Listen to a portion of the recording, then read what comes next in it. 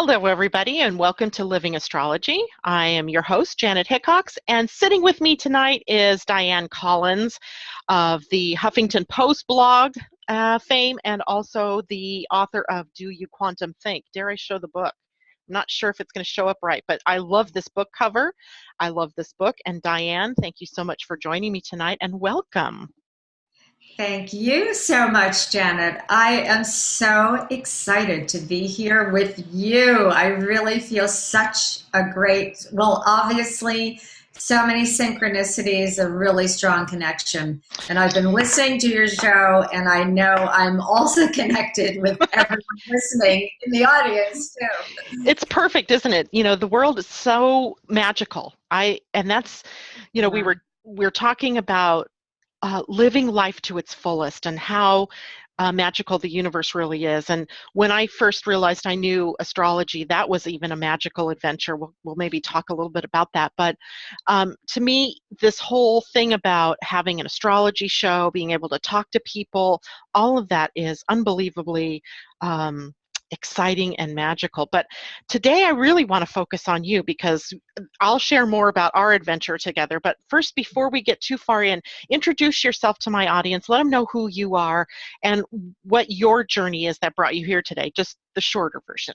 The short version. Okay. Otherwise, we'll go on all night. When I was born several million years ago. No.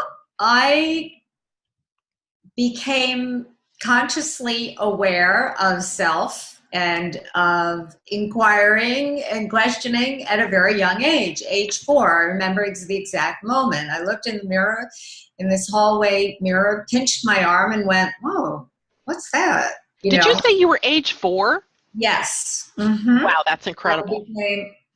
And the interesting thing is that later in life, I read, I'll go back, but I read the book called Cosmic Consciousness, which I don't know if you've heard of it, by Richard Bach. It was written in 1901 and now I think republished in modern times. But what he was doing is he was distinguishing what he called 3 levels of consciousness: animal consciousness, self-consciousness, the animal consciousness, which would be instinctual consciousness, self-consciousness, which would be aware of self, so something like the ego, persona, personality, self, and then cosmic consciousness, where you became experientially aware of yourself as part of the one unity, the whole, the all that is.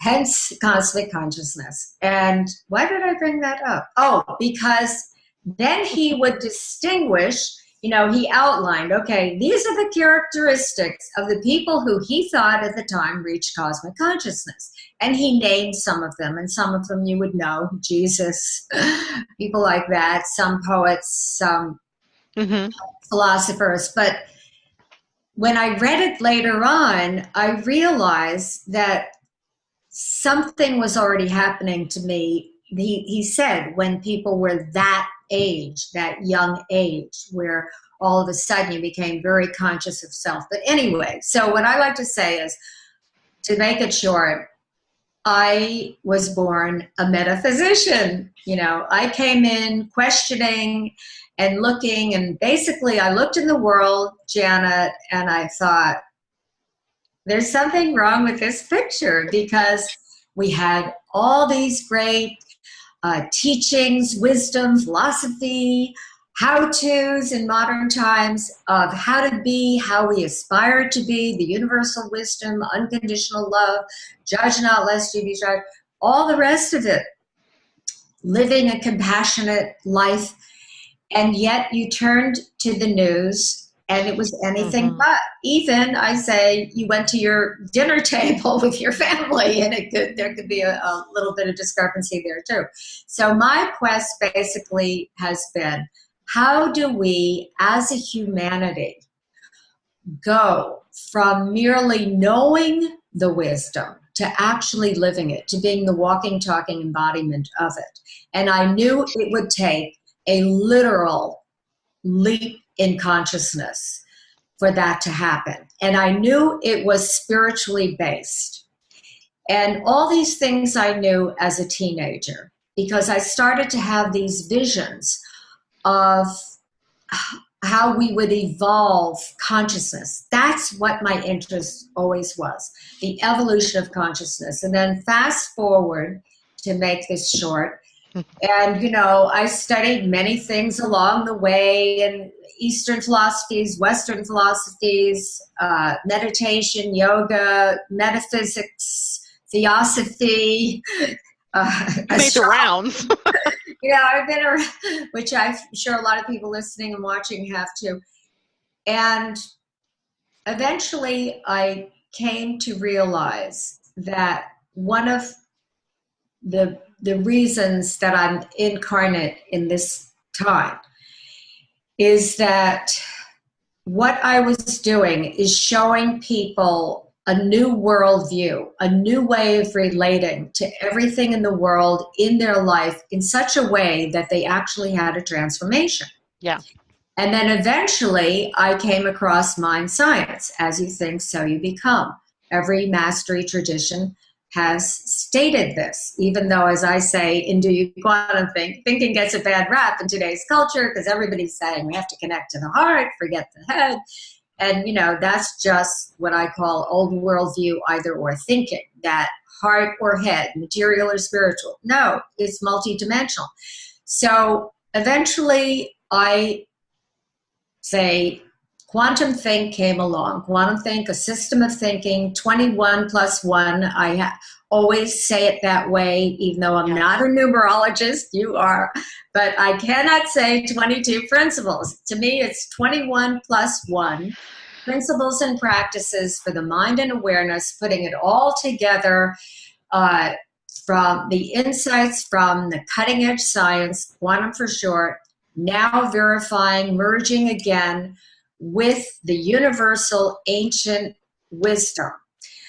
And my part is that we can integrate it easily when we bring these principles into our awareness consciously, and we connect to that which is already within us, or that we're connected to in the greater infinite mind. And this awakens our consciousness. It's in us. It's not like I know something and you don't. No, I'm distinguishing it for us in such a way that you connect to it, and you do have an expansion in consciousness in the whole way that you relate to life. So it's like creating a new container for thinking, because we're in a quantum age, yet we're still very much in our thinking, in our awareness, conditioned by what I lovingly call the old worldview, the industrial age worldview, where the scientists said only matter is real. So when we say astrology, human design, numerology, tarot, why do we call that alternative? Because as a culture, we actually devolved, I would say. We hadn't evolved our thinking to be able to relate in a very real way to what we know through these energy intelligent fields. It's really interesting, because I loved in the first part of your book how you were talking about a mechanistic view of the world and how that's really informed us through our thinking processes, which I think you pointed to pre-industrial revolution, even back to Isaac Newton and those kinds of thinkers, where we started the move away from community and where we started the move away from the spiritual side of things, where the scientific really kind of took over. What I find really fascinating about that is it was right about that same time in human design where the heart center and the will center separated, where the soul center becomes the soul and the heart. And the heart in human design represents the ego and will and sort of the allocation and management of resources, where the soul is, or we call it the G center or the identity center, is really the soul, the whole of your soul is here.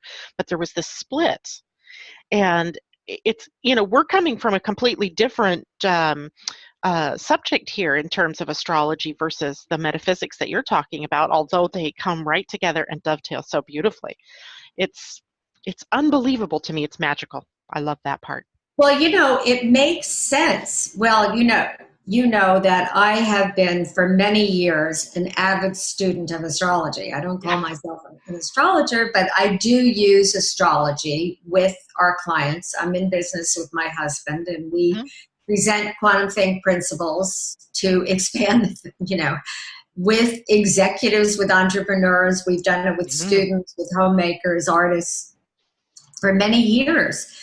And so what I was going to say is that I use astrology in my own way with our clients. Well, I use it two ways. One way is I look at the cycles. One of my main teachers teaches astrology through, the transiting planets Mhm. and the cycle, as you know, cycles upon cycles upon cycles. So we're looking now at the Pluto Uranus cycle, and you're an astrologer, so you know. And so, for example, if I know that we're in a period of restructuring, now this relates back to this Newtonian worldview that I Mhm. distinguish how our thinking got shaped by that industrial age worldview, where they said only physical matter is real. So, what do we study in school? The brain, the physical matter. We're not studying the faculties of mind, the power of intent, Right. intuition, subtle energy, how resonance works to manifest, meditation, which I consider a faculty of mind. That's what I call the five natural faculties of mind. We're studying the physical. It never even occurs that mind doesn't even enter into the picture. What I mean by mind is what we hold in consciousness, not just the left brain. So, getting back to the astrology, that if I, and if we're living fully dimensionally, I like to call it, Janet, FD, fully dimensionally, mind dimension, this the esoteric of the soul, the spiritual of the heart, everything that we're talking about, the virtual of mind and consciousness and awareness, energetic, subtle energy, and that all is manifesting in the physical, that when we're living fully dimensionally, we're also living in one of the dimensions, the cosmic. This is what we're talking about. What is Yeah. astrology or any science, whether psychic science or whatever, discovering the operating principles that are operating throughout the universe and therefore within you and me.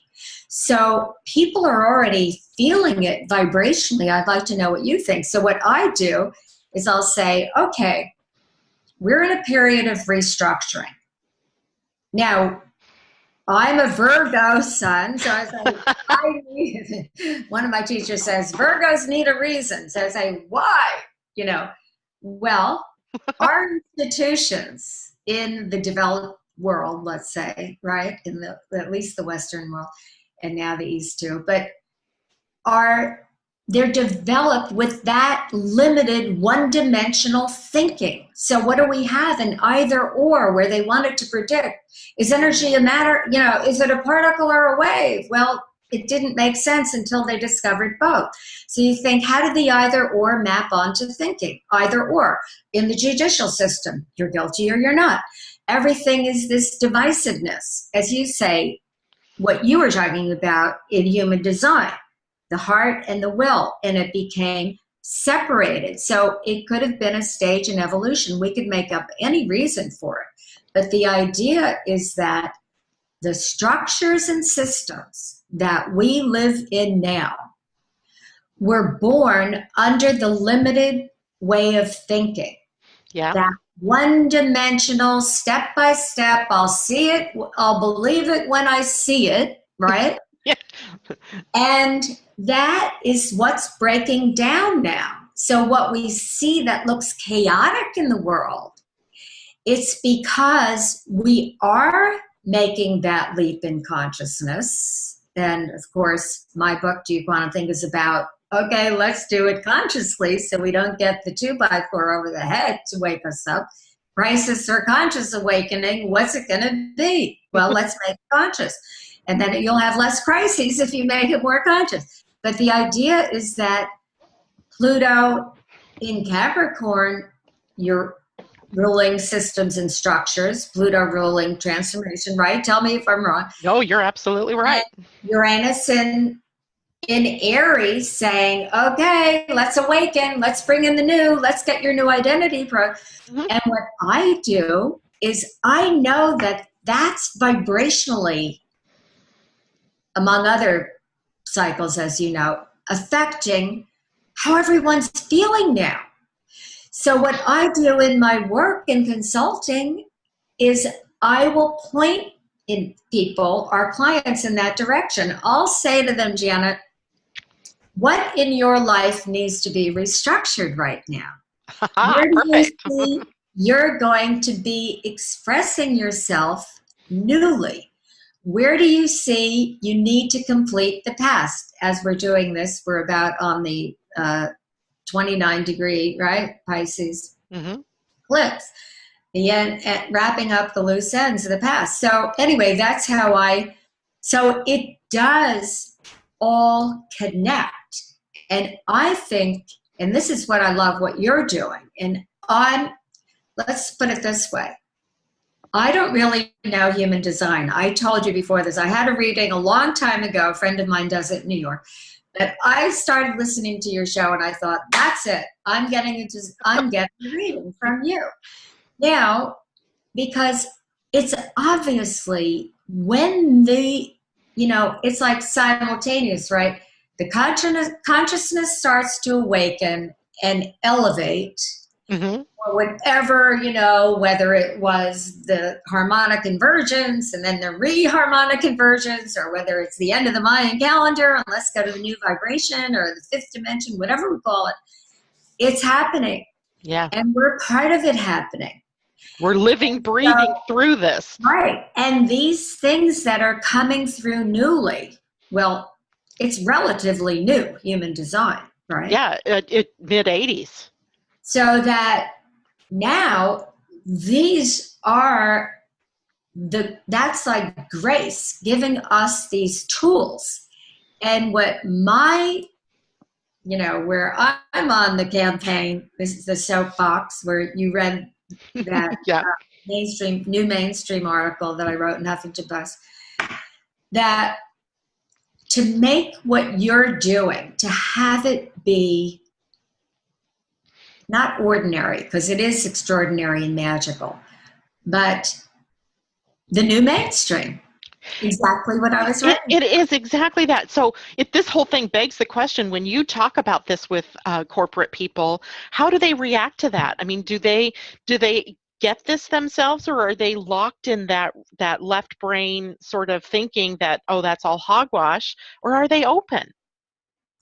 Well,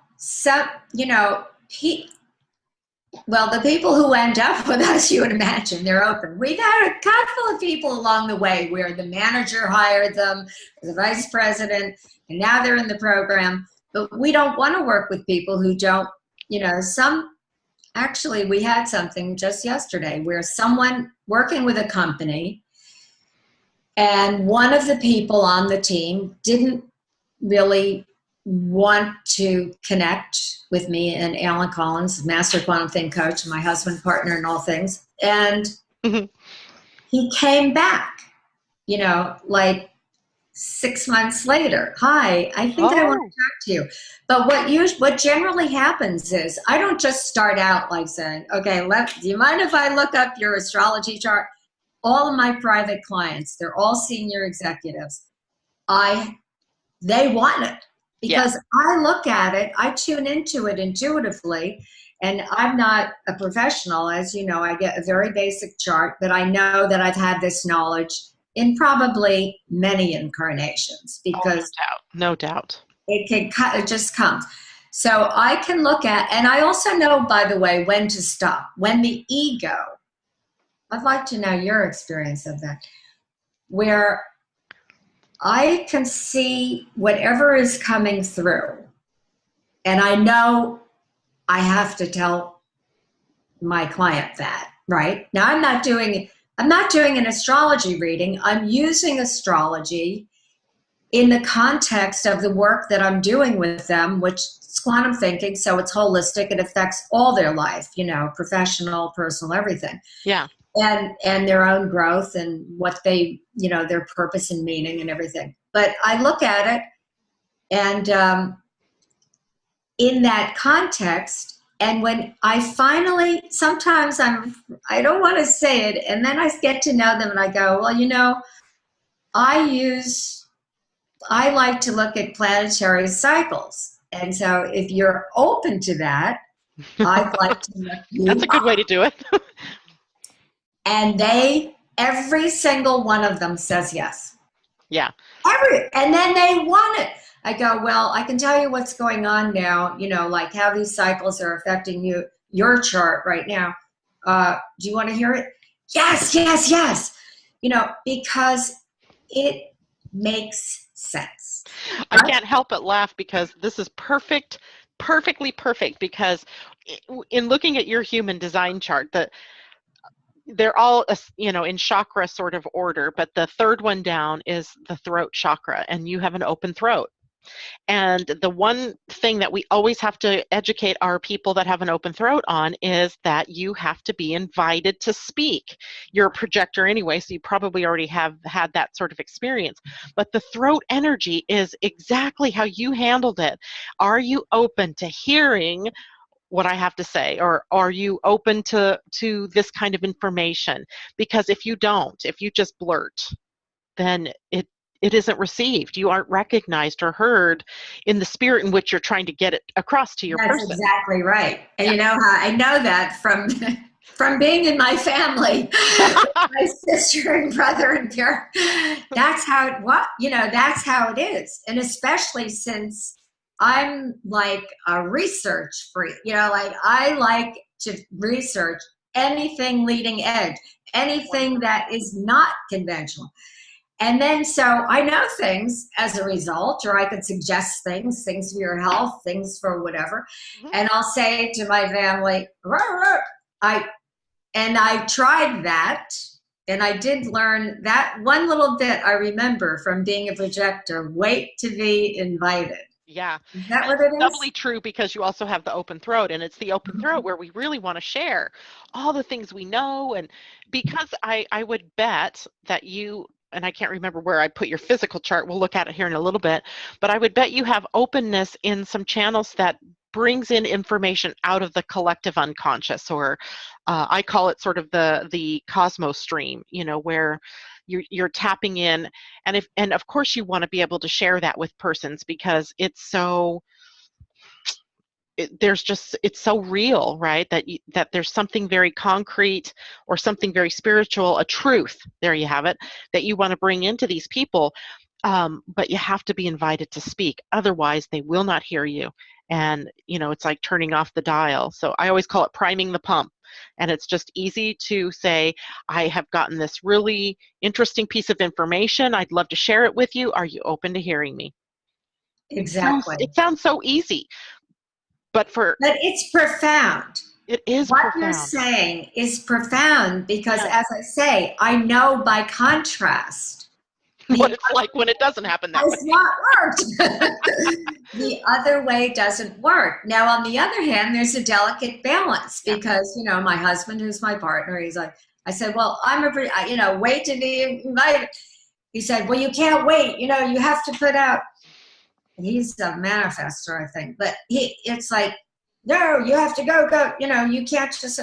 So I have to, but I'm getting it clearer now just listening to you, because Yeah. I think this kind of a conversation that we're having right now, which seems like we're just having a chat among friends, right? And we're having it with everyone else who's interested in this vibrational field, is that I'm feeling like it's something that's so much deeper.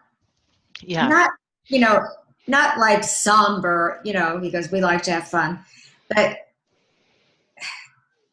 it has a significance beyond what we just see in the current, in this superficial, just in the, like the topology of it, the topographical.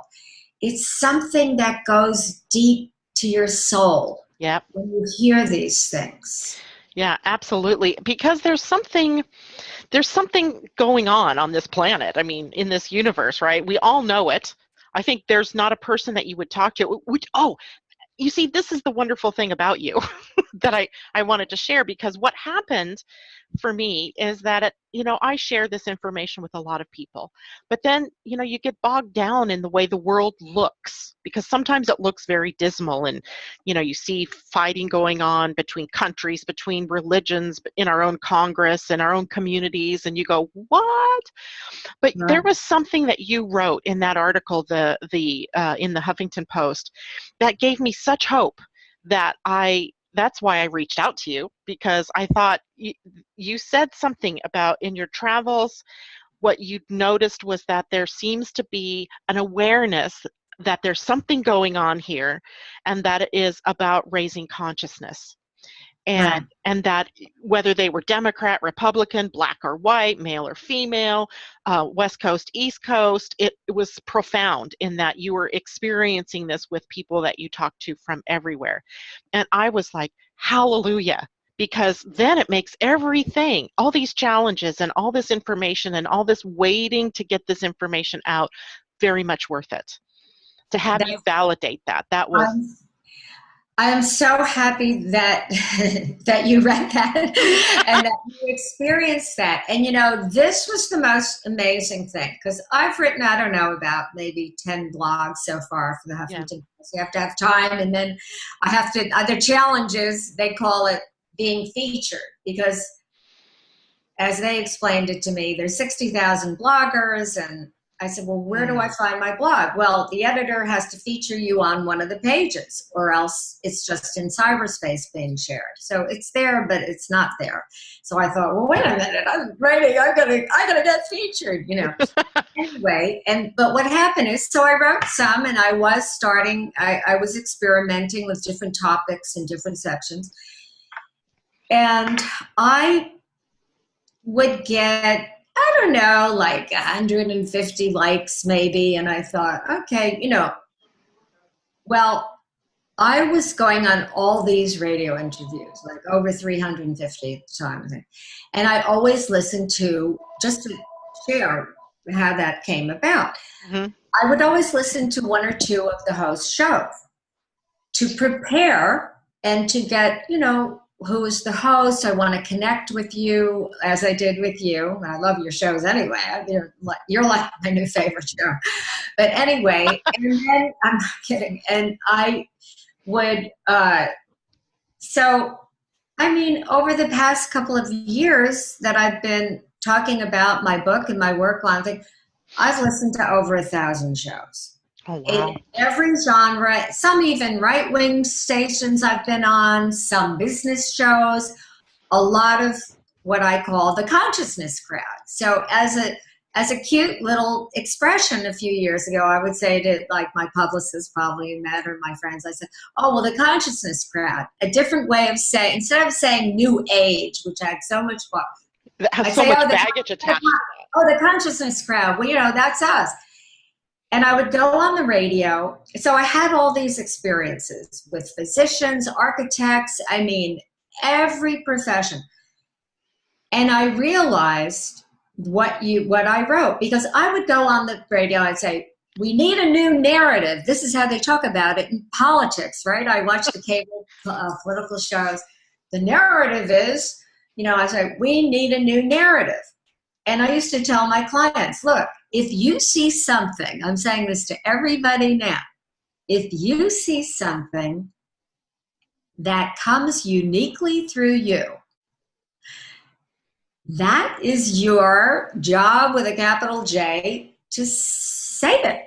Yeah. Because someone else doesn't see it that way. The way that you do human design is different than what any other person who does human design. Because that's the paradox of being human. We're universally the same and uniquely distinct.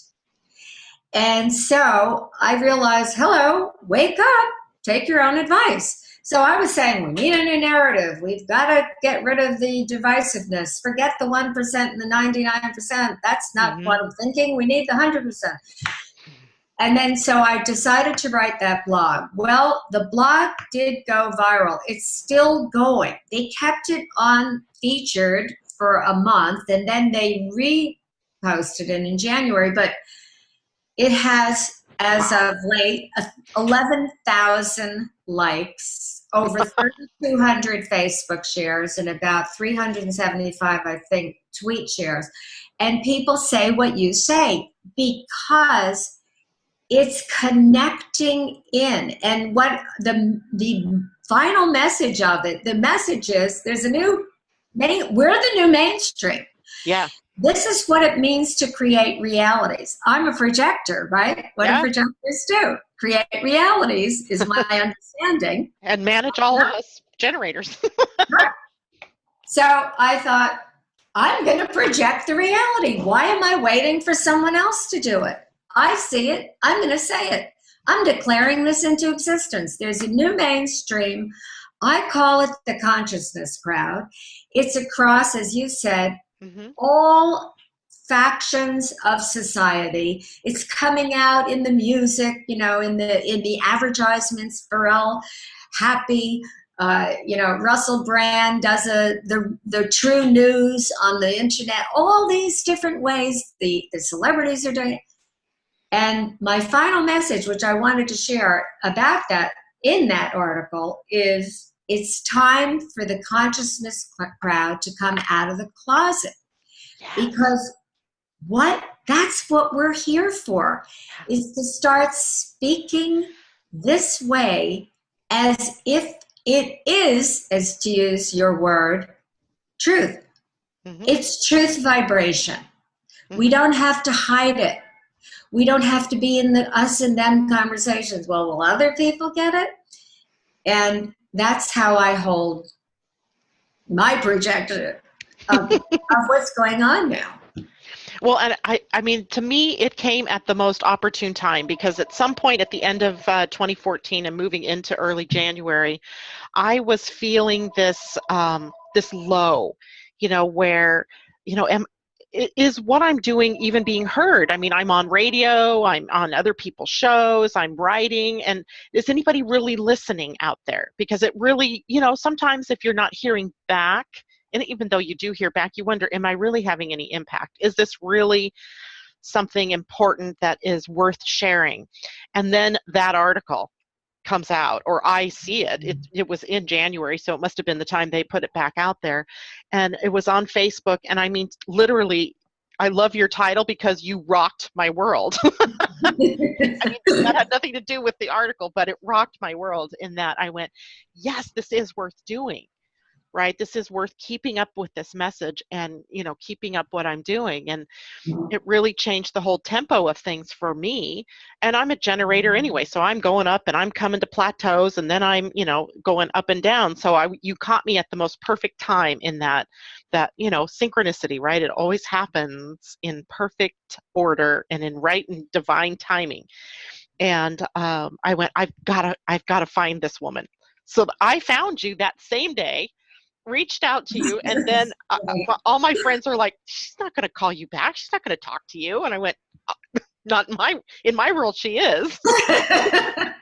And I mean, literally, that's what I'm talking about. Like, why would someone say that? Of course I would. I was like honored to talk to you. it was such a wonderful experience. I mean, I was counting down the days until May when we were going to get to have our conversation because our schedule had booked up that far. And then I went, I have Living Astrology. Why couldn't she come on this show? So it was perfect to get you in here sooner.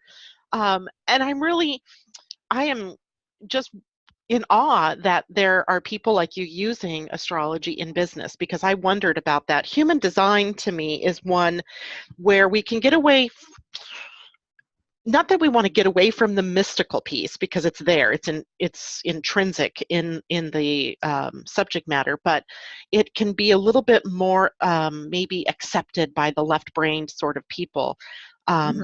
And yet it's very energetic and it's very clear what's going on in a chart. And so my teacher, I know she was using it with businesses and corporations and taking it out to organizations and things like that, because it really holds the key too for how we work with one another. It's not just, your human design, it's how do our human designs work together, because it's based in quantum physics, how we energetically are in each other's fields when we're interacting in conversation like this or in physical conversation. It doesn't really matter. Right. There's an energetic exchange with the Exactly. many nuances of subtle energy. Now, I did want to, I'm glad you said this, because there's something I wanted to bring up about quantum thinking and about why I think one of the reasons people shy away, other than, we don't have the container big enough for thinking yet in our culture. That's what we're working on. Yeah.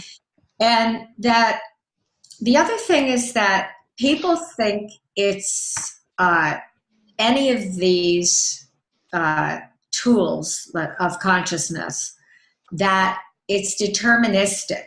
Now, this is interesting because the old world science, the industrial age, Newtonian age, it's called scientific materialism because it was all about the material world, Yeah. is that it's considered a deterministic science. They wanted to, the universe as a machine, break it into its constituent parts, figure out what are the parts made of, how they fit together in a cause and effect mechanism, machine. It projected a machine reality, the body as machine. If there's something wrong, okay, take out that part, replace it. It's not a holistic, energetic, what we're talking about here, which is why it's very limited in the way it looks. But when you think, people think that astrology, numerology, they're a little afraid of it.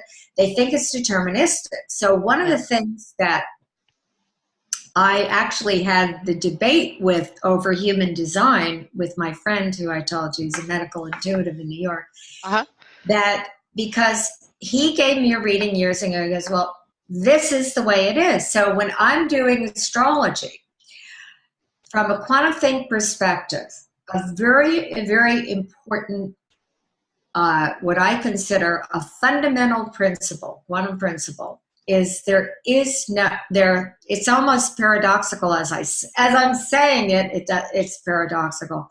There's no fixed way that reality is. The nature of reality is its energy in flux, informed by intelligence, constantly shifting and changing. We have the grace as human observers. What we hold in awareness becomes the reality. I use the internet, the perfect metaphor. Or we could say maybe we projected it from ourselves. The good, the bad, the ugly, and the sublime of the infinite mind of humanity. What are you going to click on? That becomes your reality. That's how the mind works. So if I say to someone, I have a term that I use in quantum from quantum science called least action pathway, least-action pathway, the least creative action, the least conscious action, the way the energy or the thought goes because it's been that route before, like a habitual pattern. And the reason that relates with astrology or human design is because, or we could say the Enneagram, if people are familiar with that, the 9 personality types, their tendencies. And as you said, there's, I was a philosophy major, the age-old free will and destiny. Well, it's both. We're co-creating with this creative energy intelligence that's conscious. And let's say the astrology chart, your natal chart, it's like your soul blueprint, right? Yeah, it's a life blueprint. map. What's a blueprint? A blueprint can be altered, and particularly, it's not even like a building blueprint, which is a little bit more fixed, but where as you evolve, you shift your destiny. As you awaken your consciousness, you're changing your destiny. But the tendencies are there. So I like to think of it, and sometimes I've tested it where a psychic astrologer, very dear friend, mentors, I'd say, this is going to happen. And I would say, no, it's not, because I don't want that, right? Yeah. But how does this show up for you with your clients?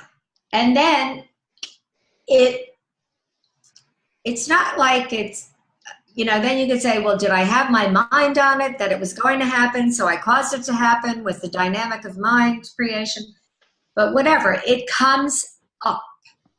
And then if you are consciously awakened beyond the automaticity of it, the mechanicalness of it, I think that you can transcend it, you can transmute it. In other words, the circumstance may come up.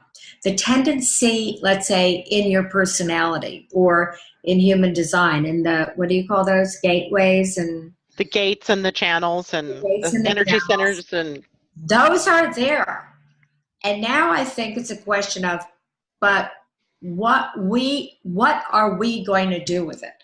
Yeah. And for that, you have to have clarity of mind, no static on the radio of your being, so that you can make these conscious choices. Do you think it works that way, Janet? I absolutely agree, because what I see in a chart, what I see in human design that I didn't see in regular Western astrology, and it may have been there, I just hadn't seen it in that format, is that it's potential. Right? The potential is that we will express ourselves as a full human being with all of the abilities and creative tendencies that we have at our disposal. I mean, we know that we're of divine origin, that we have nothing that should be able to hold us back in any way, shape, or form. Right? So then human design comes along and says, absolutely true, but you have these places where you've been conditioned. Right? We've all come through an education system. We've all grown up in a family and a culture and possibly with a religious upbringing. And so we have these pressures from outside of ourselves, let's say, that cause us to forget certain things about ourselves. And in human design, when we look at a chart, we see these energy centers. Some are colored in and some are white. The ones that are white are areas where you're taking in the energy from around you and amplifying it, sending it back out. But those very places can be the ones where you become a little bit unconscious, because you're taking in that energy. It may not even be your own. It's somebody else's. You and I working together here, we're exchanging energy. You're taking in energy into your open centers that I have, and I'm taking in your energy in open centers that I have. So we go back and forth with this energy. And so it's sorting out what is authentic to you, and what do I choose to express. Absolutely. I'm getting excited. You know why? Because I love the way that you're articulating it, because I'm always saying that you can make a distinction between a thought that originates from you, that you initiate consciously with the awareness that you're choosing it, and a thought that's just coming in. So I've been saying, there's this, I didn't write it in G Quantum, but it's like a thoughtosphere, that what you're saying, the energy may not even be yours. Right. And what I say, the thought, since thought and the meanings we give thought gives rise to our experience and shapes our actions and our experience of life. So that's how thinking fits into all this. But I think you could, just because a thought, as I make a distinction between a thought that just visits from the surrounding thoughtosphere, and where did it come from? Who knows? Right? Exactly. And you personally have an open head. Open head, open oshness. Exactly. Because when you make this leap, it's a leap in consciousness, and you start to look and live from these quantum principles, quantum spiritual principles, rather than looking at them trying to get there. That's the idea of quantum thinking, is you leap there. It's like the difference between standing on the earth, looking up at the moon and the cosmos, and wondering what is it like up there on the moon, or, going to the moon, or even imagining that you're there. It's a leap in consciousness. And looking back at yourself standing on the earth and just seeing a cosmic perspective. We do this all the time, every time our thought flips, but we can do this consciously. So you can jump, literally, quantum jump to a new system of principles. And when you start to do this, you realize that one of the most important things we exist, that you and I have been talking about, we exist in fields. Yeah. And I read somewhere that Einstein said the field is more important than the particle. But the old science has all their attention on the particle, right? Because the field is conditioning. You're using that word from human design. The field is conditioning what we call a particle, right? Yep. And so when you start to realize, then you become energetically sensitive to, you walk in and, into a space and you start to feel, what, I once took this master energy class from this master of energy. Let's say that. He used to make this face, like you feel so sensitive, that it becomes a way of life where you realize what you're saying. Be able to get that awakened state enough so that you can distinguish between that's not me. And what I would say, and because this is where we're making the conjunction here together, in thinking, just because you have a thought doesn't mean A, it's the truth, B, that you have to believe it, that you have to identify with it, or that it's even yours. Correct. Most of the thoughts, I think, most of the thoughts we have aren't even, quote, ours, in the sense that we're not consciously choosing them. Right. In fact, it's that, our thoughts are thinking us in some ways because they're just out there. And it's funny because over the last couple of months, you must have had a spike in your book sales. I'm sure of it, because I am recommending your book to so many people, because every time I see someone in human design that has a defined head, or even an open head, because so many people identify with thinking, right? That's the whole thing that gets us into problems in our life, is that we identify with what's going on up here instead of just thinking and enjoying the process of it, and how interesting that there's this thought and all that kind of stuff. No, exactly. we actually put meaning to it, and you're identifying with it. You said it. It's exactly. Like you identify with every thought that goes through your head. So if you have a bad thought or a disparaging thought, then you start then it gets worse, right? The downward spiral. Oh my God, I must be a terrible person because I had a judgment about that other person, right? In human design, we call the gates in the head the gates of madness. Because and we call it that because it is the temptation to go on this hamster wheel of thoughts, and continuous thinking that you can solve a problem in your mind, because in human design, no one is designed to make decisions from their head. No one. Well, not a person on the planet. I like to make a distinction about what the head and the mind, because I think...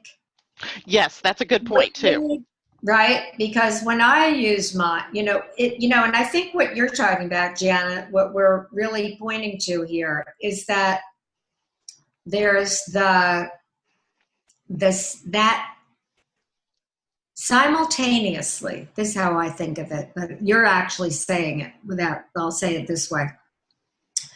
We are that transcendent awareness, that unbounded belonging to all that is, connected to every bit of intelligence in this universe, if we tune into that. And at the same time, we're the individualized, the immanent is the word, the immanent self at the same time. So when we can function in that distinction where we're the self with a capital S and the individual, then you can watch. I love the way you said it. Oh, that was nice. What just went through my mind, where you're not, it's a, I call it in the book, a case of mistaken identity. Where we are that divine self. We are this unbounded, wealth of creation, ability, potential, however you want to say it. And so when you have that, and we have a mind that we can use, with which we do use, but most of the time we're using it in these least action pathways, these automatic things, where I say blame it on the old worldview. I mean, I made that up. Okay, mechanical worldview. In many ways, at that stage of evolution, we became mechanical too. Okay, blame it on that. Who cares? It doesn't mean anything. You have a thought, you don't. And I like the way you say it. It's like sometimes it's fun. You just look at your thoughts and you go, oh, that was interesting. I had that thought. But that's the idea, is when you're living in your transcendent self, in your divinity, you're not identifying with every thought that happens to come into your thoughtosphere, into your mind field, even into your spirit. And it's all connected, as you say, energetically. It's amazing to me, because the moment that you can step back, and I've always called it the observer, and I'm not sure where I got that, probably from some quantum physics thing. The moment that I can step back and just become aware that I am aware of the thought, then I no longer am attached to that thought. Now I have true freedom. Now I have true free will, because now I can choose how I'm going to react. It's just in that little bit of space of just stepping back a moment, and not basing everything on that thought that's gone through my head. That's exactly it. And you know what? It's simple. It is, but it makes it hard. Now I've heard people say, and I'm talking about the consciousness crowd. I'm making a joke because I'm the consciousness crowd, but not to make an us and them. I see the convergence. But, or as I like to say, there are souls who are awakening and know they're awakening, and there are souls who are awakening and forgot that they're awakening, right? To make it all one. We're all here awakening. But wait, what were we talking about? Wait, what was this we were saying before that? This is what happens when you have an open head. When you have an open head, right? We were talking about thoughts and attaching to thoughts, and the observer effect. The observer effect, yeah. And you were saying getting that one pause, which the idea of mindfulness, but this is even taking it even to a greater extent. Mm-hmm. When you understand these tendencies, these automatic patterns that you can interrupt, and as you said, it's that one little step of awareness that enables you to choose. I was going to say, sometimes when I have a thought that I don't like, right, which those are coming in, and I think, I don't want to have that thought. I really do. This is the practice that I do. It happens a lot in the shower because everything is drifting in. And I'm saying, I don't want to have, oh, wait. I don't want to focus on that. That's like bumming me out. And that is what you're talking about, where I can choose literally to shift my state. And it's just, you just need a little bit of space, just a little bit. Tiny. Allow yourself. That's a quantum leap. Yeah. An instantaneous, that's a definition of a quantum leap, an instantaneous shift of state with no traceable pathway. There's no how to, or I like to say how to is has been. How to is still good in certain areas of life. But in today's world, where we want to get attuned at this higher level that your work enables, that our people, I'm sure, listening have their work enabling. Yeah. Enabling us, not enabling like that negative baggage way, but enabling us in the most positive way to keep awakening and to establish. This is what I like about the meditation, the Guru Masters, how they say, it's not just awakening to this state, becoming established Yeah. in that state. So that is what's called self-realized being, right? Where you are awakened. So take a human design chart and you get all that knowledge. And I would love to hear, I know you have my chart there, if we have time to have a few things. But wait, to take that knowledge and now you can use it. It's Well, not that's like, exactly right. That's exactly the whole purpose, right? Is to know thyself. I always start my conversations with people in human design in that this is all about knowing thyself, know yourself. Because when you know yourself, you know what's going to trip you up. You know what's going to be your strength. You know how you're going to interact with people. When you know what your decision-making tool is, then the whole world opens up for you, because I think a lot of the agonizing things that we go through as human beings is making a decision, right? This path, that path. Should I do this or should I not? And I've seen people's lives change as soon as I open them up to what their decision-making apparatus is. And it's not the head. really interesting. It's So not the head. when you, oh, that's what we were talking about before, like just making these distinctions between the head. Because if people mean by the head making the decision that any thought that happens to come in, or the shoulds, right? Yes. Oh, that sounds like a good idea. But in quantum think, I call that concept. There's 4 aspects of knowing. You can know something in unawareness, which means you're just flotsam and jetsam on the sea of life. You can know it conceptually. That's what we're talking about, where the head, where you're separate from it. It's like, oh, that's a good idea, but you're not actually connected to it. You can know it intuitively, like, this is making sense. I know something is happening here for me, but I don't know exactly what it is. Or you can know it, the 4th aspect of knowing is participatory, where you realize you're the seed, the blossom, and the fruit of your Yes. own existence. And I think that these tools enable us to get closer. So tell me about so when you have an open...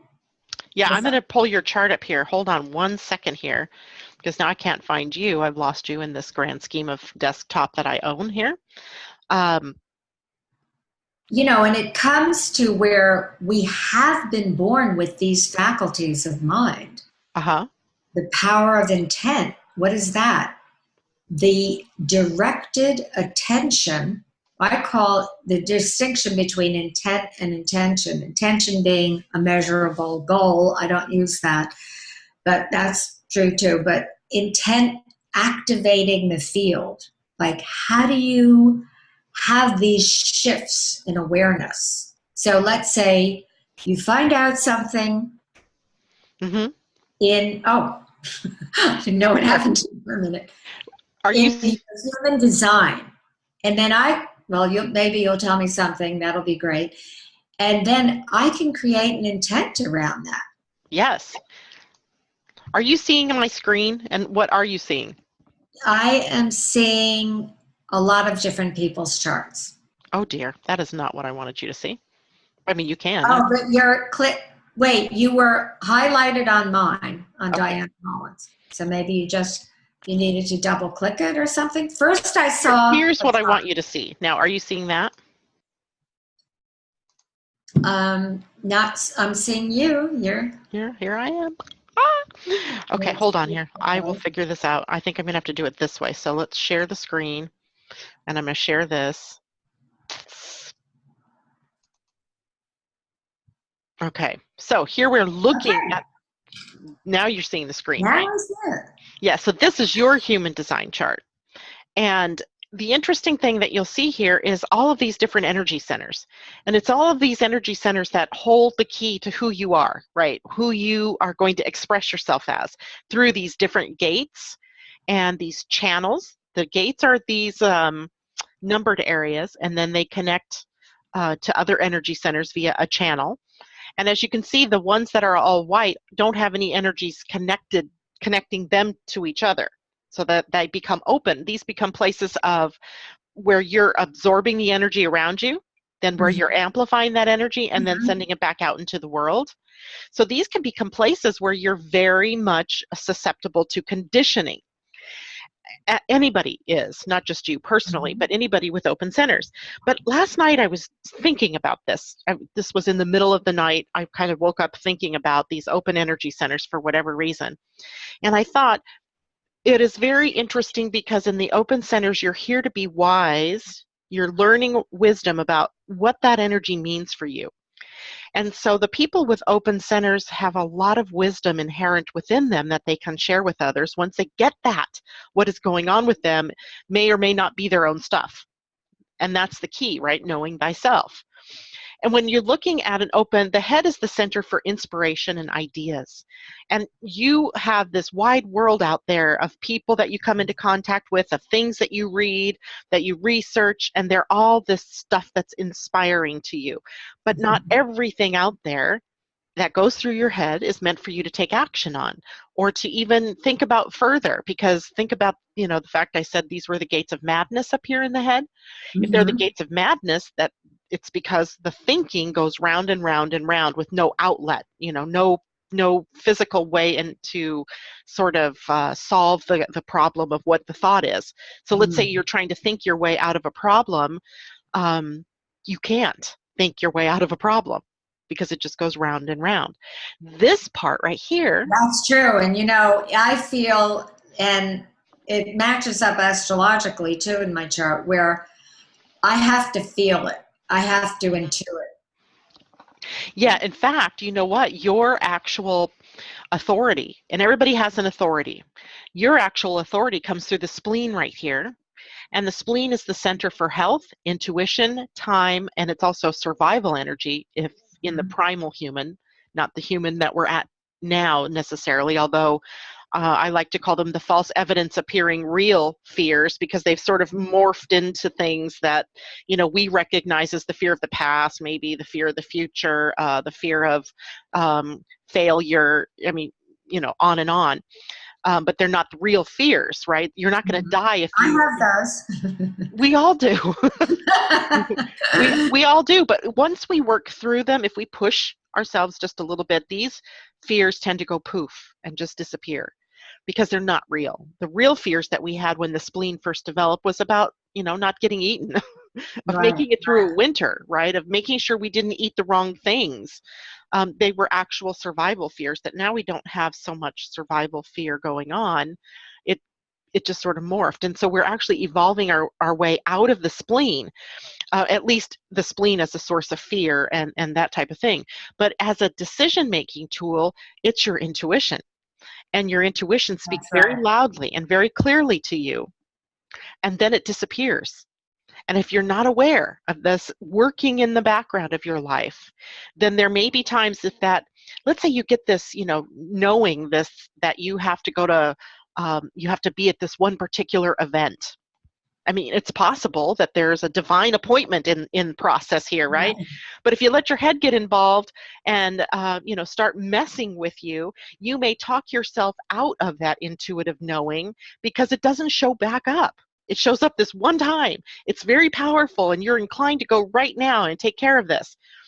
And then if you do, great, everything happens as it should. But if you don't, then I'm not going to say it'll fall all apart, but it's something that you might have missed, right? Some piece that doesn't get put in the puzzle right away.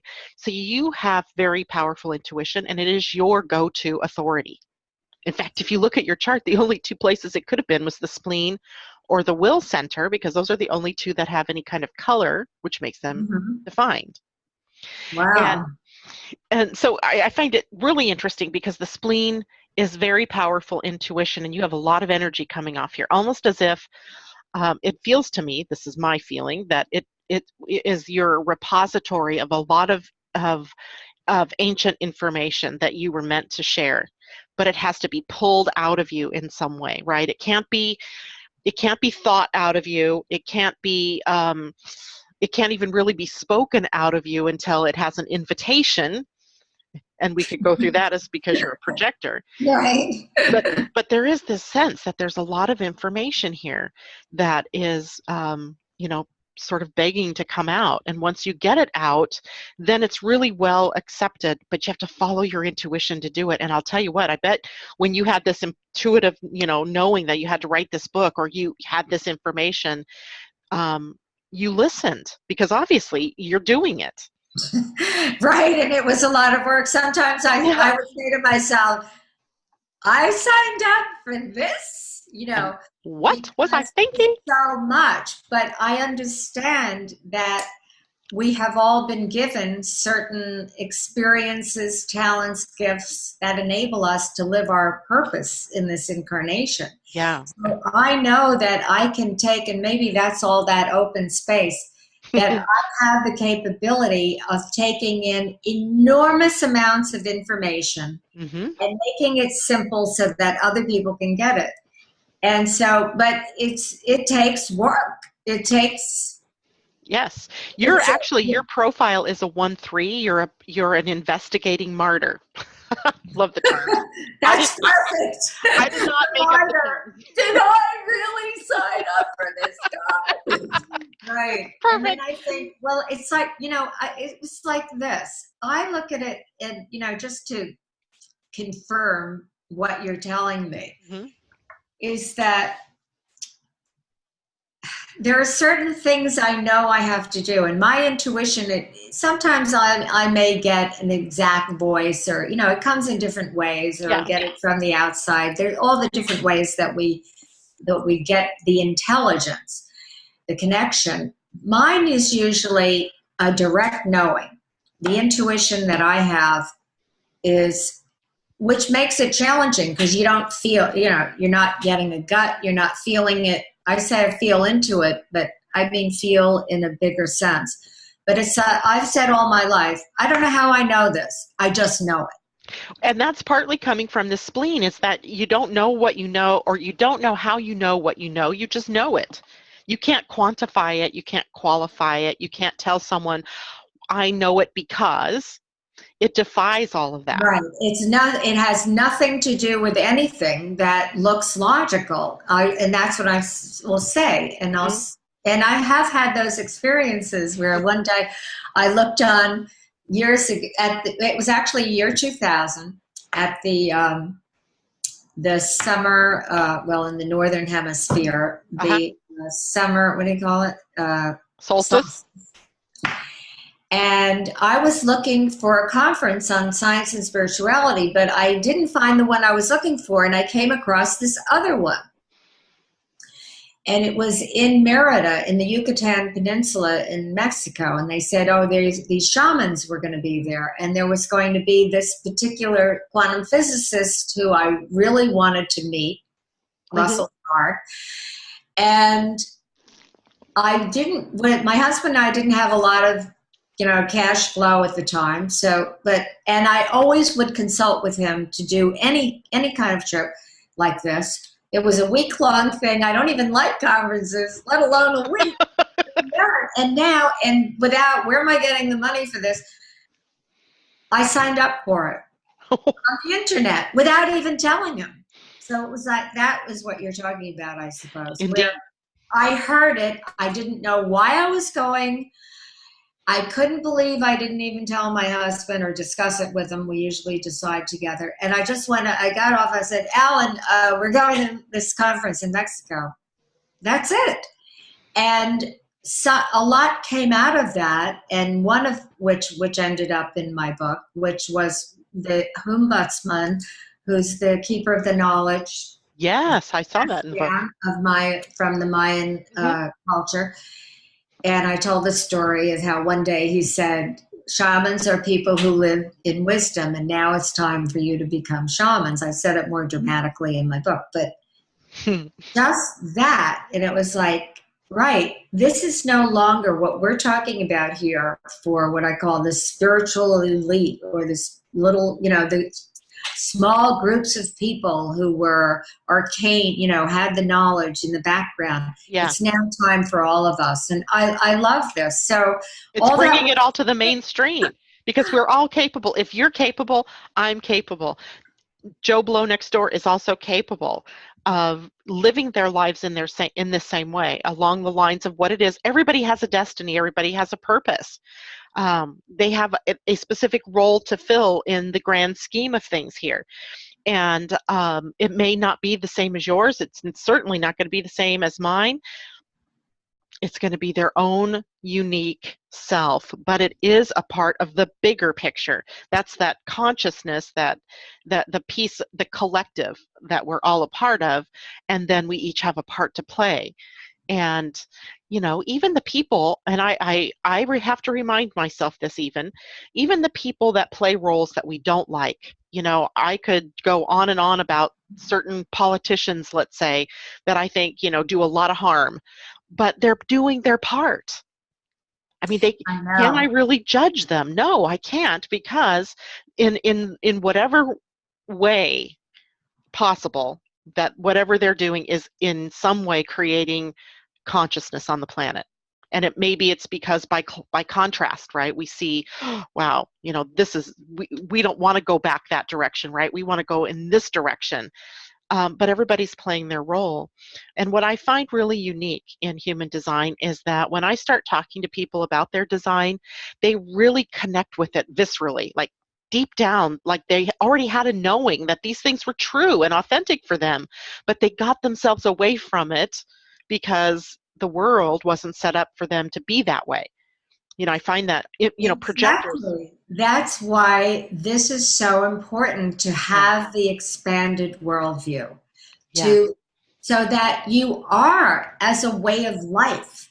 That this isn't just something. This is, and I know I've had many different types of readings over my lifetime, hmm, and it's not like I have to be told every day I need a reading. You also feel, don't you think so, Janet?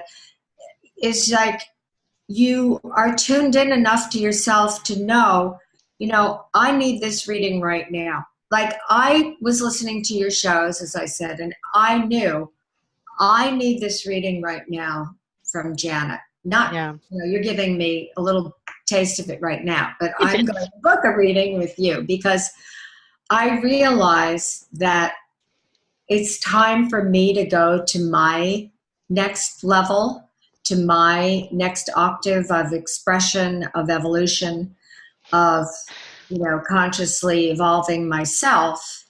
And that I know just what I said before. I don't know. It's not anything logical. It's just that I know, okay, this is going to do it. This is going to be Yep. the catalyst for me.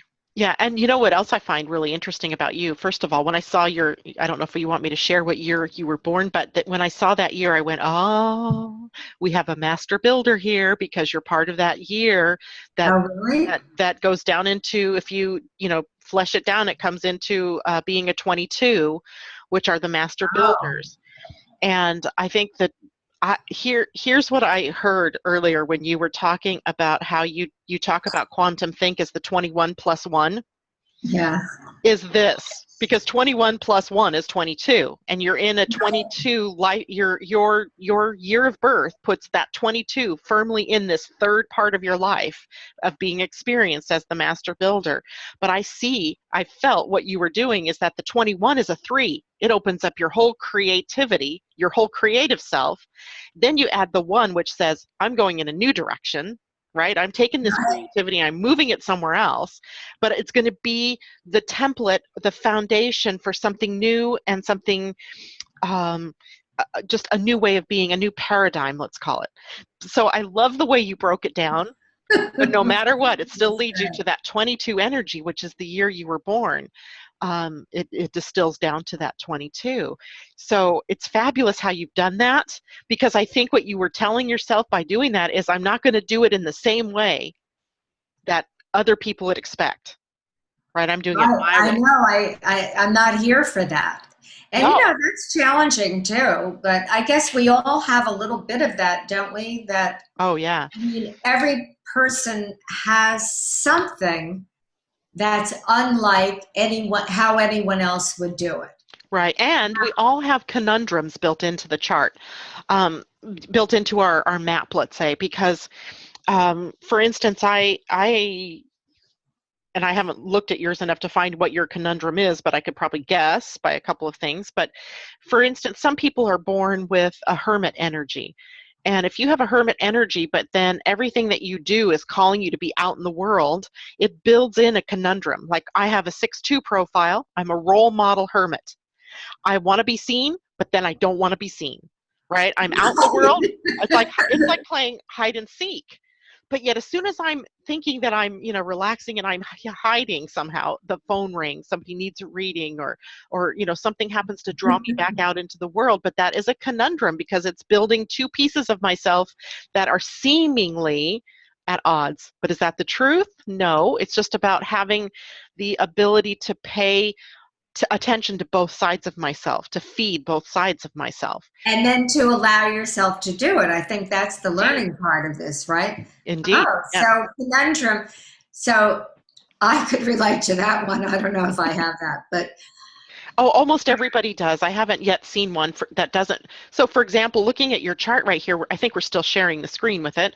yeah. You see this center right here is called the will center. And the will center, it's the ego, it's the allocation of resources and the management of resources. But we equate it in human design with perseverance, determination, tenacity, the energy of persistence, right? It's a motor in human design, which means it has a lot of energy to it. But you're also a projector. You don't have access right here to what we would call sustainable life force energy. So I would say that a lot of time you're relying on this sheer willpower to push you through situations. But if you do that too many times, then you can blow up your own energy, right? You can burn out to a point where you're almost forced into a situation of having to take a vacation or take a sabbatical or a time out. So that is so right where I am right now. exactly. So you're pushing through this will center, and literally in your body, this translates into anxieties, heart issues, palpitations, stroke, heart attacks, in the extreme end.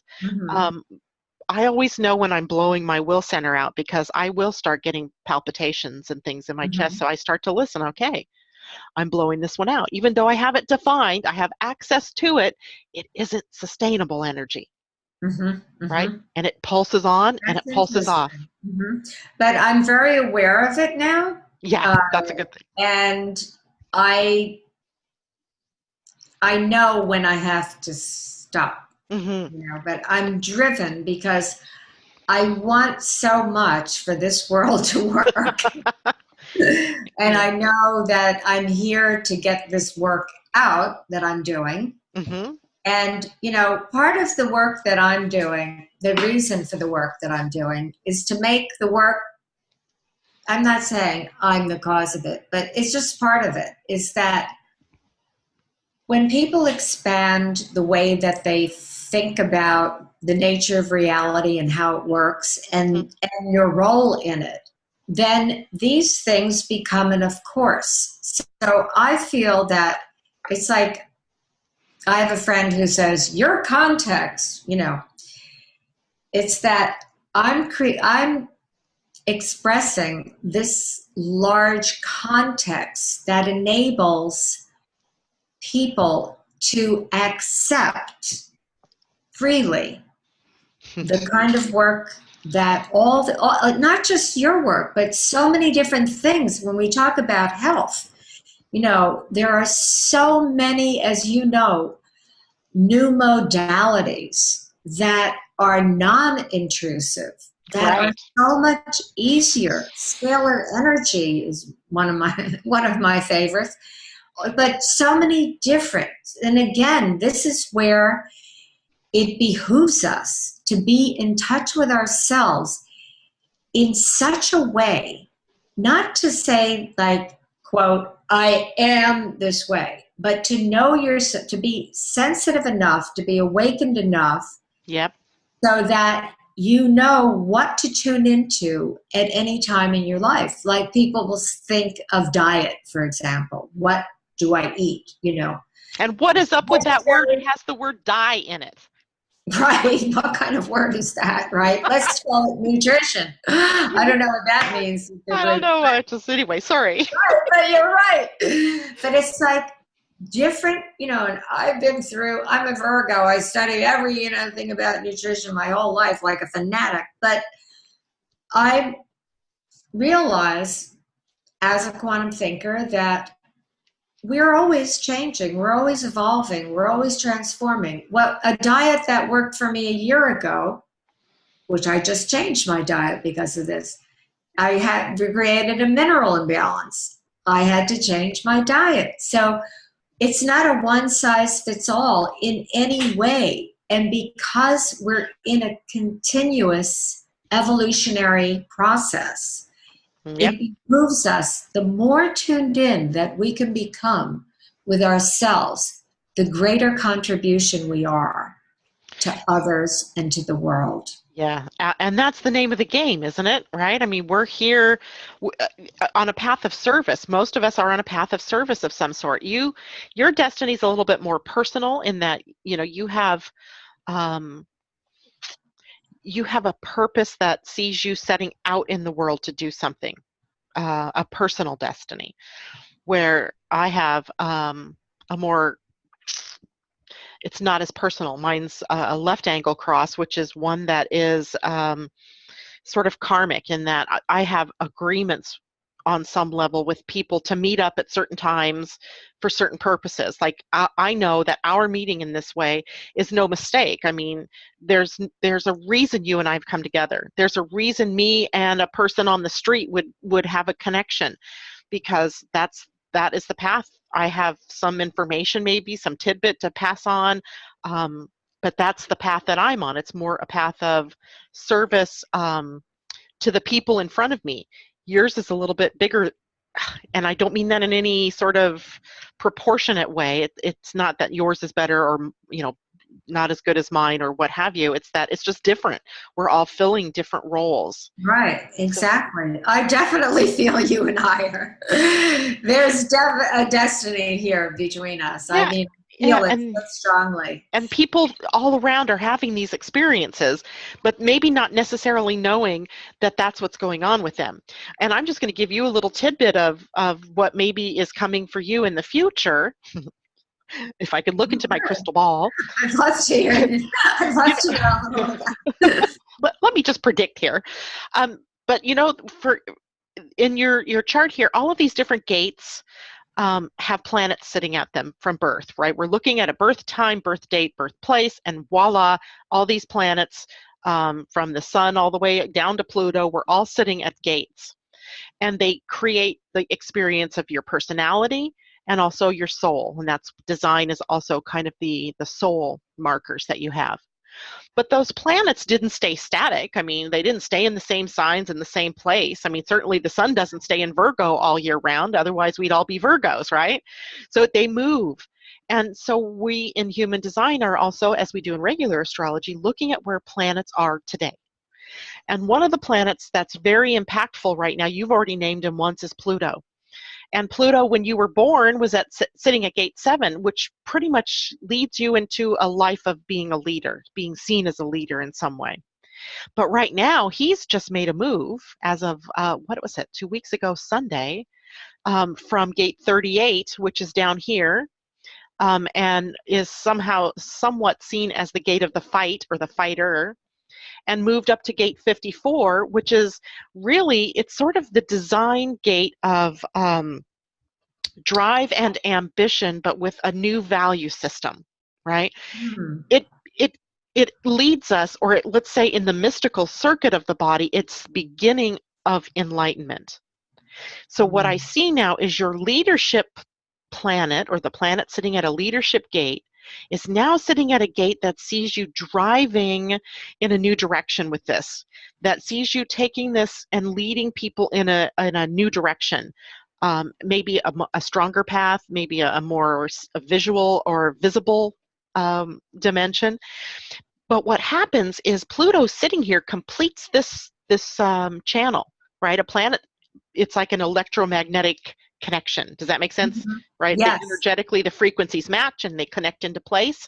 But now, not only is this drive and ambition to create something new from a new value system in place, but it connects up here to your spleen and then takes off in this direction up to your will center through the marketing of that information, the getting it out and making it palatable to people. How do I appeal to the people that need to hear this message? So you have a new connection in all of this, and I think it's Oh, good. like, That is the question I've been in. well, I think you've done the book, right? You've done the nuts and bolts of putting all of this information out there, but now it's how do I expand that reach? How do I take a new direction with all of this and make it bigger? That's the direction I see you Exactly. going in. Oh, I love that you're saying that. And, my dream has always been for television. Ah. And I definitely, that's the part, it's a little scary because you think, really? But that's how my life has been. It's always, I don't really want to do this, but I know I'm going to be doing it, that kind of thing. Yeah. And The same thing happened to me, so I can totally sympathize with you. When I moved from radio to doing, these kind of broadcasts, I had a total meltdown almost inside, going, "No, people can see me." yes, it's a totally different experience. And yet, Yeah. something that, and I guess what you're saying, like in your soul and the personality, that's what I like about human design. It's, Yes. you're looking at both.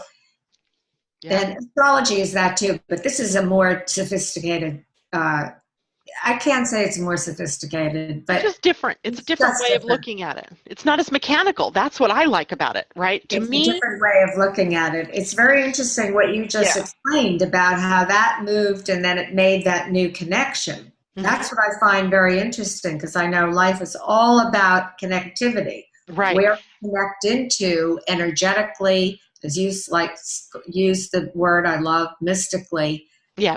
see how those connections shift and change and open, and it's like a new opening of action potential and a new direction.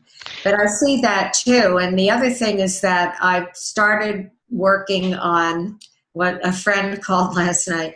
Are you doing an abridged version? Because The easy I said, version. well, people have been badgering me. Can't you make it shorter so I can? And actually, I am thinking of doing something that would be in act really a shorter form, more commercial Hmm. to get it out, just so that to give people greater access. Yeah. People who maybe wouldn't necessarily, pick up my book. I think everyone should, but And know. so do I, because I've been badgered. I even bought a I client think, your book well, today. if Sent you it do to her. something, let's say you've become and you've developed yourself in Yes. so many ways. I mean, when I was listening to you on your first show that was on the Living using astrology or the. using right, Mhm. that I thought, wow, Janet is like such a great teacher. And I really thought, do you do classes in this? I Because do. I was uh, born on the left angle cross of education, so there you have it. This is my oh role. yeah, I was thinking, wow, gee, and Yeah. I didn't study that part of your website yet, but I thought she's such a good teacher of this. But let's just say that you have this in you, and you've taken your your destiny on, right? And you've developed this into such a jewel, I would say. And that wait, why do I keep losing? I'm losing my mind here with you. This is good. This is a good thing. Losing your mind is a good thing in human design. No, but I think, as things shift, it's that you take it and you take all of us. So it's not just that you're taking yourself, but you're taking all of us, because as any individual, or as you are what I call the art of distinguishing, bringing something into someone's awareness in such a way that they have a new relationship with it. Correct. Even beyond the person who's in front of you. Do you get what I'm saying? It's like, it's going out. This conversation, and including everyone who's listening and watching in it, because we're all a part of this one conversation, that it's vibrating out, is that we are in a conversation that has a certain frequency range to it, and it's not just ending. I'm just thinking about this right now because I haven't really thought about it this way before.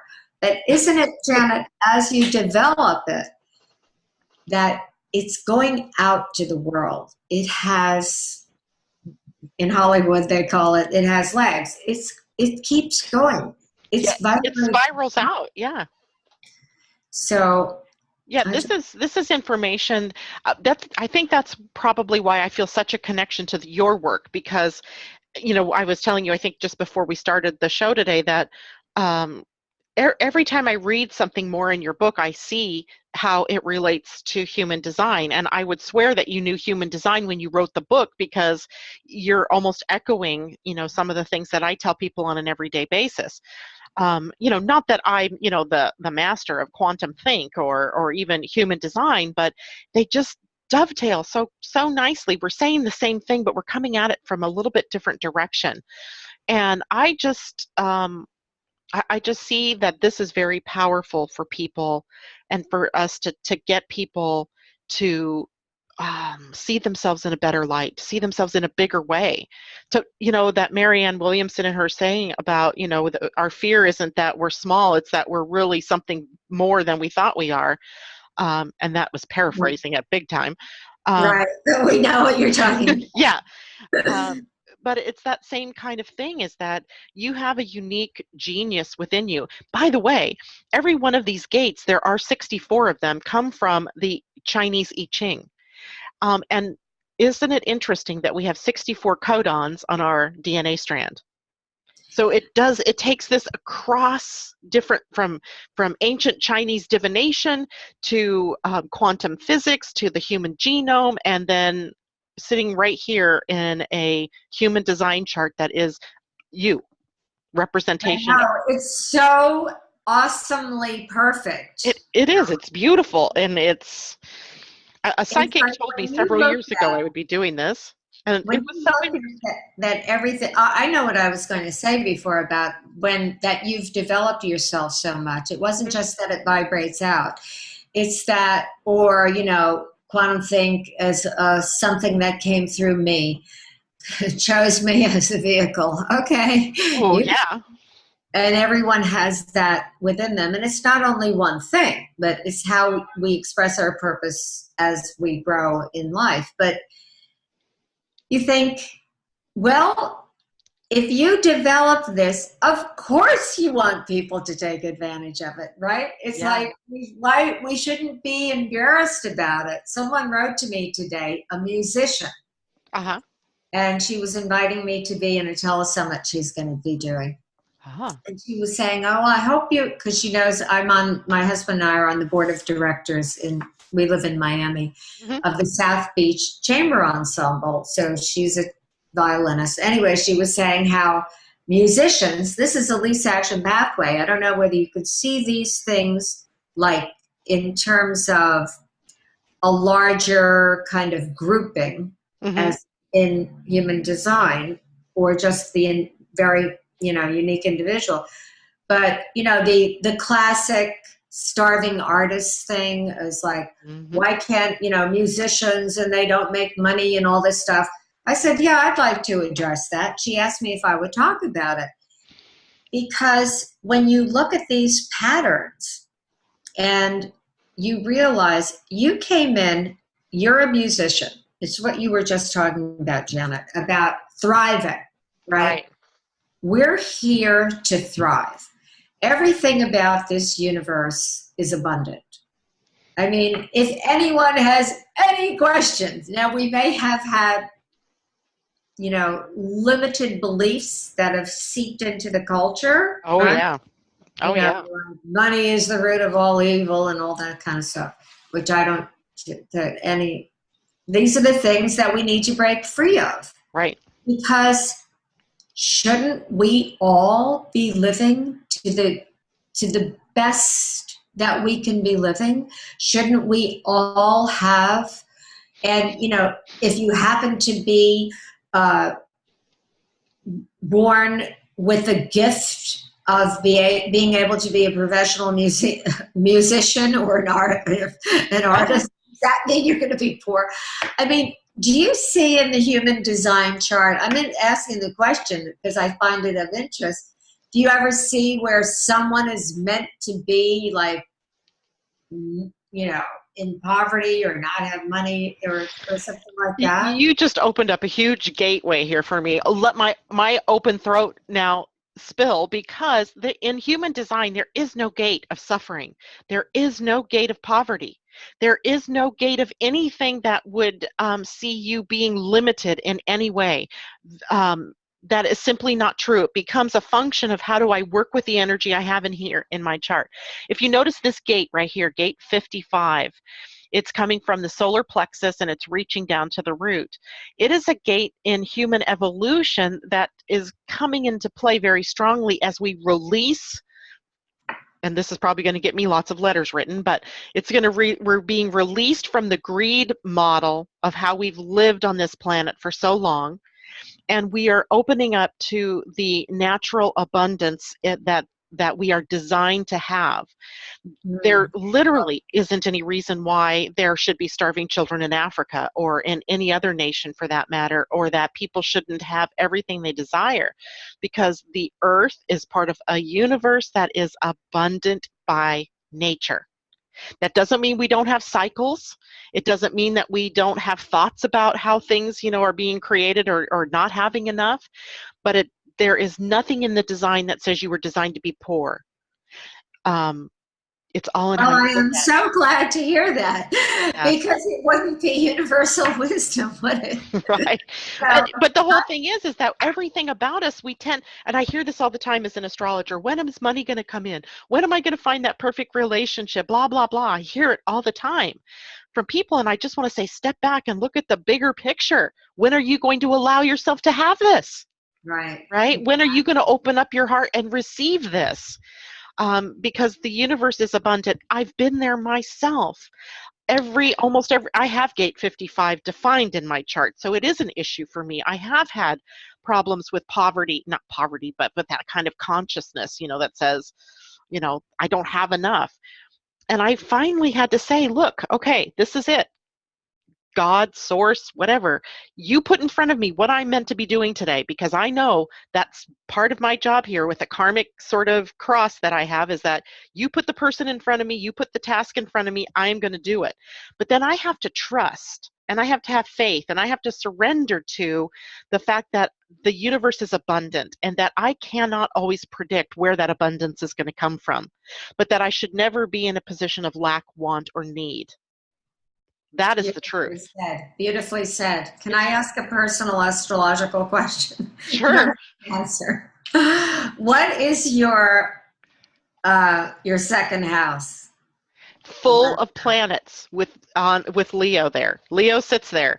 I have Uranus, Mars, my destiny, Pluto, and the moon all in my second house. Big lessons here for me.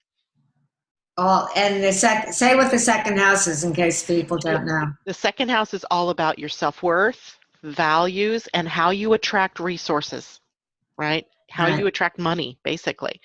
But I'm trying to get people to move away from thinking about abundance in terms of money, because it isn't all about money. It's about how the universe, as a creative place, can bring you what you need, can fill the void or the need that you have in so many different ways. It doesn't have to be money. It could be, why not somebody showing up to give you the car that you need to be able to get yourself to work every day? Right. Which is represented by money. You know, in my last chapter, in my +1 chapter, which is, I'm sure you didn't get to it yet. I haven't gotten to it yet. It's called Living Fully Dimensionally. And it's the Ah, first place that I really address money. uh-huh. And because I, I'm like my friends call it the queen of distinguishing, that when you look at money through the different dimensions, to me, it's like this, that, how do we end up, with this chart or this soul proclivity or whatever we have, that divinity, the ultimate mystery, right, Yeah. comes and, let's say, diversifies into souls. I don't know how many people have different ideas about, is there one soul, many souls, soul groups, but whatever. Let's say Yep. the soul, what Yep. we call the soul. And the soul now chooses this incarnation. I'm just making this up, right? The You're soul, doing a good job. okay, chooses an incarnation with this particular soul blueprint or this particular human design, Hmm. uh, so that you can evolve to the next place, because that's the nature of life, right? Is we're here Exactly. evolving and awakening. And so when you're looking, and then the soul comes in with certain talents, and we're all here to serve one another. So we come in, and that those gifts and talents that we've been given, which we could say we feel passionate about, we're inspired in spirit. It Hmm. comes through the spirit, through the heart, um, and that creates what we uh, what we create as our self-expression, as what we give in the world, as the Right. job we take, the profession we take on, if we become an inventor, whatever it is that we end up doing in the world that is in a service or product, right? Right. So in the spiritual realm, and then in uh, that spirit of creation, because the only thing that I can see for sure is there is creation. We know that. We're That here. creation, right, comes through us, that we have been divinely bestowed with the ability to create in the human sense. And that then we create, and then we exchange those goods and services. Correct. And because it becomes a lot, right? Then we create a symbol of exchange. And then eventually we create what we call money, which is the symbol of exchange. But what is it the symbol of? It's the symbol of that divine spark that comes through our soul, that Mhm. incarnates in spiritual material form, that causes us the passion to create and express ourselves, that we give that, and the way that we exchange it in a complex world of billions of people is through money. So this is how I'm saying we can create a new relationship with Yes. money. Do it. That Do it. Do it. That's what I'm doing right now. Yeah. That's what I'm saying. Living fully dimensionally, you can apply it to that everything in life takes place in what I could distinguish 7 dimensions. It's an infinite possibility universe. You could distinguish any number of dimensions, but just for the sake of practicality, so I distinguished those 7 that I named earlier: the Yeah. physical, energetic, spiritual, cosmic, virtual, esoteric, divine. So when you look at money through, and I use as the example, of course, deliberately, money, because we all need, because money is essential, as I say, even beggars need money, right? Everything in the way that our society works right now. Now, Yeah. some people are trying to get rid of money, but it will still be the same idea. Because maybe it won't be in the form of money, but there'll still be some kind of exchange going on. So you Absolutely. can call it, a rose by any other name. So what if we could develop a new relationship with money this way? That when you cease it, and this is distinct from greed, because greed is of that fear-based, what you were talking Right. about before. Exactly. That's a different situation where why do we have greed? Because you're afraid you're going to lose something, and you're going to lose your power, you're going to lose your position, you're going to lose your ability to be secure in life, or whatever it is. I think that stimulates that greed Yeah. thing. You But won't be master of the universe anymore or something. exactly, or of yourself. Yeah. And so, but just in terms of, if we want to live abundantly in our society, it requires money. So what I'm saying right now, I've been saying, is let's develop a new relationship, a more conscious relationship with money, in the way that I just distinguished, that it does actually represent your God-given creative ability. That's exactly right. Because now you've taken the focus off, I need to have it, I want it, or I don't, or I'm noticing how I don't have it, or how much little I have, to how can I bring this in, right? How can I attract this to myself, or how can I create it? Right. Because I can I'm going create to get it. more. Yeah. And, Yeah.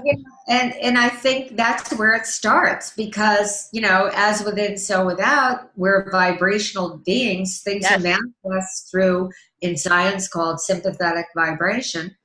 In the same frequency range, we have to get ourselves in the frequency range of being able to appreciate.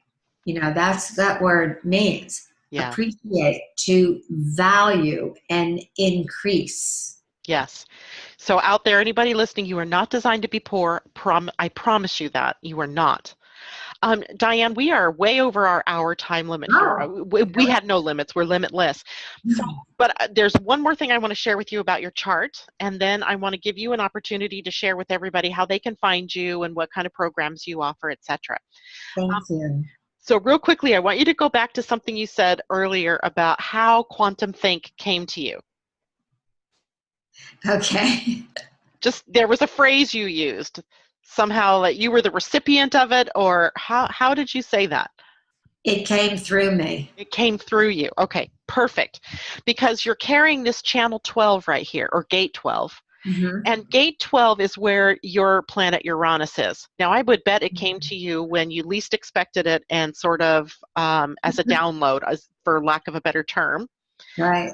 Because gate 12 is really our connection. It's the gate of articulation, literally, meaning it either speaks or it doesn't. It shares or it doesn't. It's shy or it is bold. I mean, it has kind of this energy that's either off or on. But it is also the gate that we call the gate of the channel, where you have a connection to source or to angels, to guides, don't get lost in the semantics of it.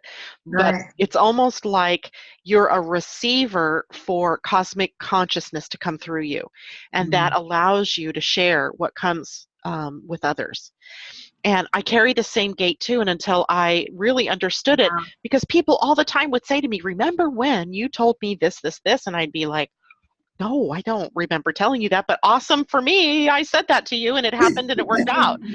Because there are lots of people like us that can actually tap into something. When your conscious mind is busy or is not blocking, you can receive from, I don't know, the galactic center, source, God, angels, guides, I don't care what you call it, but it's sort of that downloading it from the internet of the universe and bringing it in. That's good to know. Yeah. I often, by the way, invoke that. I invoke it also. Oh, I never thought about trying to do that.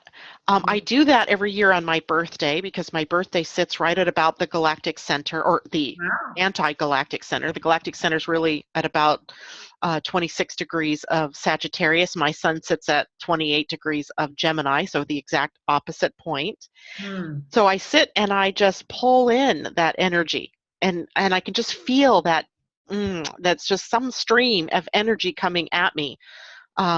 I don't know what I can't translate it yet. I don't know what it means for me yet, but it ends up being expressed. And it's kind of the same thing that goes on here for you. This energy comes in, and at the proper time, it will become expressed, whether it's through a book, a program, a system, a thinking, whatever it is that it shows up for you, because it is there for you. And it'll show up when you least expect it. Well, thank you for telling me that. I Yeah. appreciate that. And it does show up when I least expect it. So it is, because you're not blocking it. That's where the conflict comes with the will, because I can't will it to happen. I have to just receive it. And notice it's coming off the throat, right? Gate 12 comes off the throat. When it meets up with the emotional center. Mm-hmm. So it's really, it has a sense that it's going to flow, right? And there's also a sense that it comes in the right timing, when the right person perhaps is in front of you, as it is for me. And I think that's what triggers it for me, is the person. And maybe for you, it's just divine right timing. You do carry divine right timing here. So I would think that a lot of interesting things happen to you in the right moment. And you can't force it, right? You can't push that river and make it happen so much, as you can just be open to receiving it, and that it happens in its right and perfect time. Not that you don't sense that it's coming, and then that's when you choose to open up to it. That's a little bit different, but you couldn't force it. That's interesting. To come through you. I do feel like I can't force it. You can or can't? Cannot. Yeah. Mm-hmm. I think you might miss something in the translation if you try forcing things like that. Mm-hmm. But once you feel that this is coming, then you can just open yourself up to it. It's like becoming then the receiver, opening up to receiving the message. And you have lots of receiving places here, lots of openness where you can receive this kind of download or energy. So, and then of course you have the connections to be able to share it. It's not just the download and it's for your use only or your eyes only. It's for use with the world. And that's what you end up sharing. So kudos. Great. Thank you. Yeah, Thank you. You're very welcome. So quickly, tell us how people can get a hold of you, because I know when people see this, they're going to be like, I want to talk to her. I want her book. So what is your website? What kind of classes are you teaching? And the book. Okay. My website is the best way to, I love the cover of the book because my very dear friend, Petey Wolfond, who's a world-class painter, artist in Toronto, intuitively found that painting for the cover. It is beautiful. Anyway, my website is DianneCollins.com. Dianne with 2 N's, very important, because there's another one who's not me. DianneCollins. And on my website, you can sign up for my newsletter. You'll get an article that tells you how to apply quantum think specifically in business. There's all kinds of audio on there, a few videos. My new website will be coming up soon, and then it'll be even better, but it's good now. And what else? Facebook, everything is connected through there. My blog. I think I found you on Facebook, didn't I? Yeah, my blog is on my website as well, both the one I write on there very infrequently, and you can connect to me on Huffington Post there. But what I wanted to tell you, and of course my book, Do You Quantum Think, is also it's in hardcover and all ebook editions. And it's available everywhere. And if you have a local bookstore and they don't have it, you can order it. Amazon has it. I just And bought it was for going to a say, client today from Amazon. oh, if Do you you do, quantum think? when you do all that work, right, you, of course, you want everybody to have it.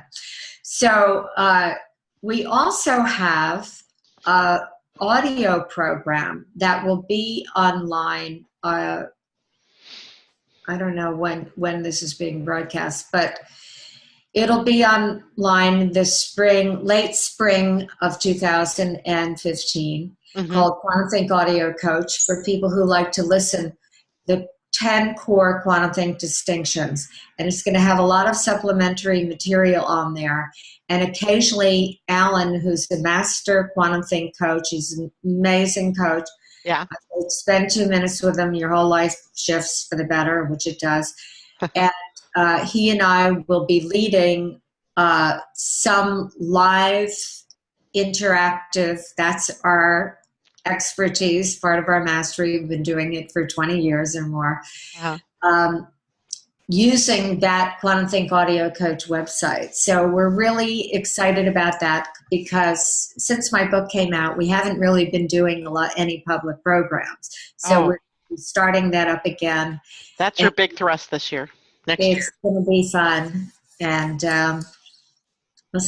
we'll see what else comes as the surprise, the Uranian surprise. I'm ready. Thank And you so much. Thank you, everyone, for being with us and for listening and to being a very important part of the conversation by being listening, because your consciousness is part of this totality. And thank you yeah. so much, Janet. And No, I'll thank talk you. her because I'm getting the full reading. That'll be awesome too. It'll be my pleasure to share that with you. So thank you everybody for tuning in this evening and listening to this episode with Dianne Collins, the author of Do You Quantum Think and Huffington Post blogger and teacher, wise woman. Get her book, read it. You will be as fascinated as me, I guarantee it. And thank you, Dianne, for being here this evening. And everybody, have a good evening. But Dianne, don't you go anywhere.